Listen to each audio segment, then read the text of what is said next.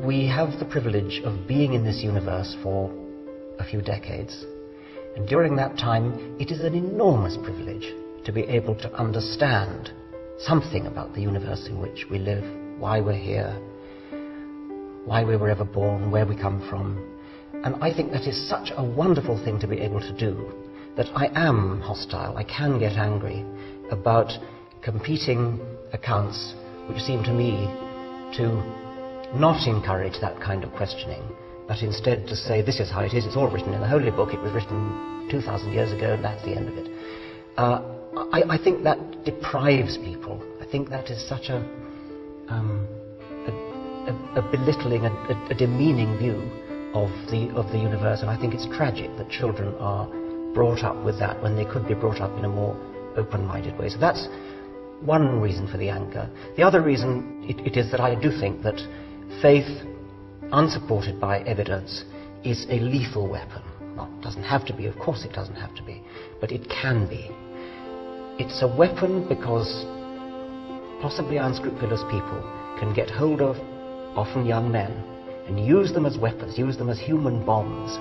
The only reason they can be deployed as human bombs is that they have been brought up from childhood onwards to believe implicitly, without question, that whatever the particular religion is, the details don't matter. The point is that they do believe that it is the will of God that they should detonate themselves and blow up a busload of people or blow up a skyscraper in New York. I don't think that any kind of reasoned argument would do that to people. And so I believe that religion, religious faith, is an enormously powerful psychological weapon.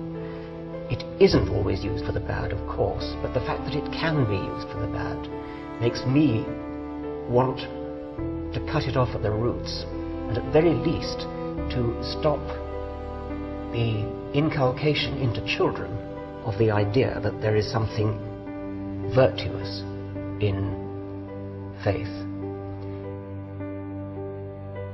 I'm very concerned with the way children coming into the world innocent and knowing nothing are taken over by the religion of whatever culture they happen to be born into.